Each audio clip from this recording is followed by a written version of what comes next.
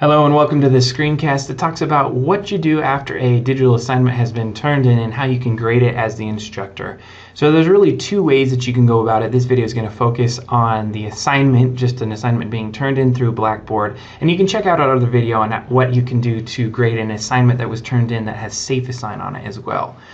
So just as a quick recap, we had an assignment that was built and added to this module within our course. So you can see here we have a research paper. The student was able to go in, turn in a paper into this resource. So let's now talk about how you can go in and grade it as the instructor. So the first thing that you can take a look at is if you just go to this course modules and go to the research paper, all you're really going to get to is the ability for you to turn in the assignment, which you're probably not going to want to do as the instructor, or to modify how that assignment was turned in. But what we really need to do is we need to go and figure out what it looks like from our end when a student turns it in. So you'll scroll down to the lower left-hand side of your screen and you'll click on the Grade Center. So there's a couple options that you can go to find this assignment from here. The first one would be the needs grading option. So you click on needs grading, and what's going to happen, it's going to queue all the different assignments that have been turned in the order they were turned in by all the students. So in this case, you're going to see that an assignment, the research paper, was turned in by user 1, and in this case, we had a due date associated with it, and it's far past that due date, so it is marked as late, but the student was still able to turn in the assignment. You can make the decision as the instructor if you're going to give 0 on that assignment, or take some sort of deduction off, or what you're going to do because it is late. Needs grading is a great area. You have some filters here that you can adjust to what you're seeing in this menu, and it allows you to just quickly jump in there and be able to grade the assignments. You'd get to the assignment by clicking on user 1 to get there. I wanted to show you a few other ways that you can get there though, so bear with me and then we'll get to the assignment and the actual grading, because once we get there, it's going to be the same for whatever which way you get there. Okay, so the other common method of getting to that assignment is just going to the full Grade Center itself. By going there, you'll see the various areas of that Grade Center. So being that you have this research paper and it has this exclamation point. So we know that there's something we need to do, an action we need to take as the instructor to grade this. Highlighting it gives you that little message that needs grading. If you need a further clarification of any icons you see in the Grade Center, this icon legend will let you know what's going on there. Okay, so now that we see this, the way that you'll get to the assignment is if you just click into it, it's going to expect that you're putting some sort of value to grade the assignment. Maybe if you had downloaded it before and you're ready to come back and put that grade in, you could do that there. It's not going to be very handy when you need to go and read and look at the assignment. So you highlight that cell, you don't click anything, you just hover, and then you click the drop down arrow, and you have a few options. Now, we'll just talk about exempt grade. That means that you're going to not even care about this grade. You're exempting it for that student so they don't even have to turn in the assignment. Okay, that's clear.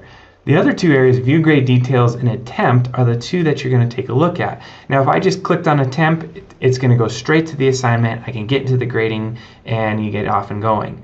Sometimes if you have multiple assignments, you're going to want to view the grade details. And let me just click on that now to show you what that's going to look like. You have some options here. So number one, you can see how many assignments they turned in. So if you gave multiple attempts, you'll see those stack, and then you can make the decision as to which one you need to grade. Some other things you can do though, or you can clear that attempt. So clearing attempt is really just deleting it from Blackboard and allowing the student to retake that attempt. Handy if they kind of mess up, turn in the wrong thing, you negotiate with them so they can turn it back in. Ignore attempt just ignores that attempt, but it keeps it in Blackboard and it gives the student the ability to turn in another attempt.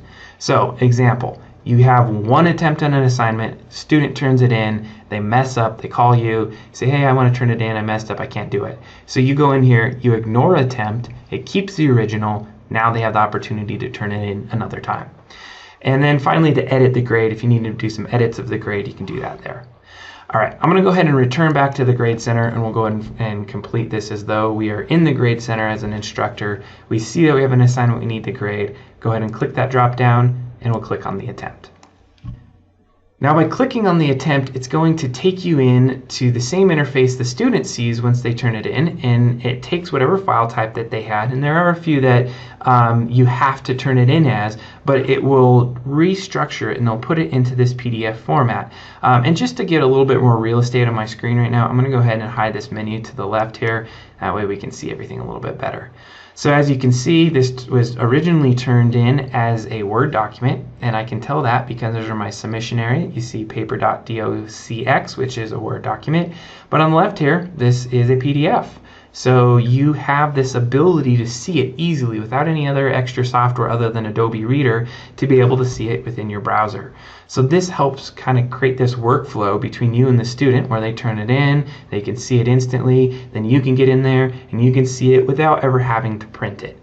Now we realize that there's going to be times you're going to have to print a document. There may be times that you need to take those, look at them offline, or put it into a computer and maybe take it up to the mountains in your cabin when you're hanging out by the fire and want to look at them on your laptop. However you grade your assignments, we have different opportunities for you. So one thing you can easily do if you don't want to grade it within this Grade Center is you can click this download button, and it's going to take the assignment, allow you to download it right there in its original format. Okay, got that out of the way. How do you grade the assignment within Blackboard? Well, at this point, you can start seeing there's a few tools for annotation in there, and then you'll have some areas over here to enter in your assignment. So let's just talk about the grade over here for a moment. You have two sections. There's this gray section where you can overwrite a grade is really what this section's for. Really where you turn in the grade is in this blue section. You want to focus on the blue. So what you would do is you'd be able to enter the grade just by clicking in here, entering the grade. It does give you kind of a general comment box if you want to give some feedback to the learner, but we're not talking about annotations here. It's just like a quick sentence or two. And then if you click like add notes, that's really like private notes to you as the instructor. Definitely not necessary. These areas are just extra and an additional, but we would enter in your grade and hit submit. But to calculate and figure out that grade, what we want to do is we want to look on this left hand side, and just refreshing for a second, we're going to start entering in some annotations. So like I said, this is a PDF. You can zoom in, zoom out, but what really becomes handy is when you can start commenting in context on the document. I don't want to go through all these because they're pretty self-explanatory based off what they do, but let me give you a quick example. Let's say you wanted to add a comment. You can go to the comment drop down. You have a few types of comments that you can enter. So like a point comment, you're just pointing to something. An area comment, you're highlighting a section or an area. A text comment is you're going to look at a particular piece of text and maybe even add some additional text to give them more context. So I will just use a point comment. Very handy, one of the ones that we see the most use. So let's take a quick peek. I will put it on the word united, and then right away it's going to pop you off to the right hand side, put your name in there, and then you can start adding your comment. So as you add your comment, obviously you're going to put more context than what I have done, but then you can start adding various comments down the list. And there's nothing that you're going to really have to do to save at this point. You'll be entering the comments, but the last thing that you do want to do is enter in that grade. So go ahead and use these various tools, play with it on an assignment. You can actually create yourself as a user in a course and test this out if you wanted to get a little bit more practice on it.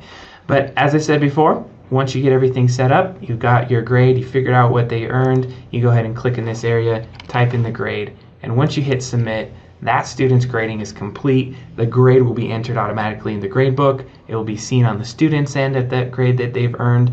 And let's go ahead and jump in as a student, see what it looks like. So as a student, you will have to navigate back to the original area that they turned in the assignment. That's how they can get to it. They'll click on that particular paper, and it's going to take it to their iteration of it that they were able to turn in.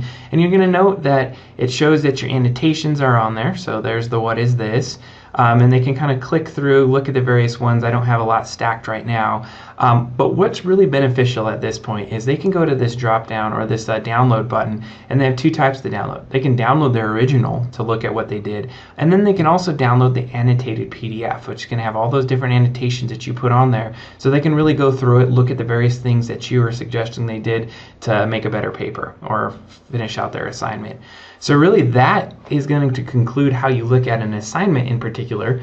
If you want a little bit more insight on how you look at safe assignments, take a look at our safe assignment and how to do some analysis on that paper. Thank you so much for watching. Make sure you subscribe to our channel. If you have any other questions, let us know in the comments below. Thank you so much. Have a great day.